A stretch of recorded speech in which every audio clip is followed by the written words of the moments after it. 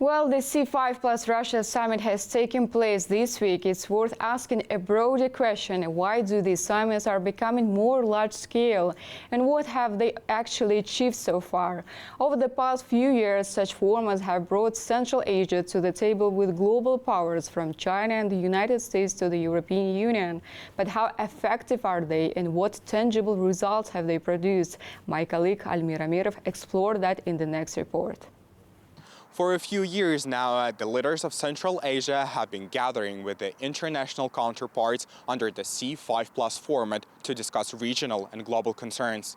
But it wasn't always a high-level platform. The initiative started back in 2004 at the ministerial level and only in recent years evolved into a dialogue of heads of state. The first high-level summit in this format took place 2 years ago in Xi'an, China, where the Central Asian leaders met with the president of China, Xi Jinping. The meeting symbolized China's growing strategic engagement in the region. Later that year, the head of states gathered in New York for the C5+1 summit with former U.S. President Joe Biden. Their discussions focused on regional security and economic cooperation. Meanwhile, Kazakhstan's President Kassym-Jomart Tokayev called for U.S. support in establishing the UN Regional Center for Sustainable Development Goals for Central Asia and Afghanistan. After close cooperation, the UN Regional Center has officially opened this August in Almaty. Despite the growing importance of the summits, experts emphasize that the format remains largely informal. CA5+1, it is an informal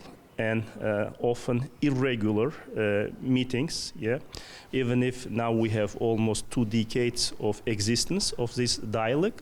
Because of its success and because of its flexibility, it has been now expanded to include more and more countries in the dialogue. This flexibility of these summits indeed makes the C5+ format one of the most dynamic diplomatic tools in Eurasia, because alongside the main sessions, dozens of side events are held, covering trade, investment and energy. During the C5+ China summit, for instance, Kazakhstan Chamber of Entrepreneurs proposed creating a Central Asia-China inter-regional trade portal to connect businesses and investors across the region, a project now under development on Kazakhstan's side. Meanwhile, under the C5+ EU framework, the European Union announced a €12 billion investment package under the Global Gateway Initiative, most of which €10 billion will fund the Trans-Caspian Transport Corridor, aimed at boosting trade flow between Europe and Asia. Kazakhstan also continues its cooperation with the European Bank for Reconstruction and Development on the creation of Research Center for Rare and Rare Earth Metals in Astana. Under the agreement with the European Bank for Reconstruction and Development, we are engaged in joint geological exploration projects and the introduction of advanced sustainable practices in the mining industry. To maximize this potential, we believe it is feasible to establish a research center for rare and rare earth metals in Astana.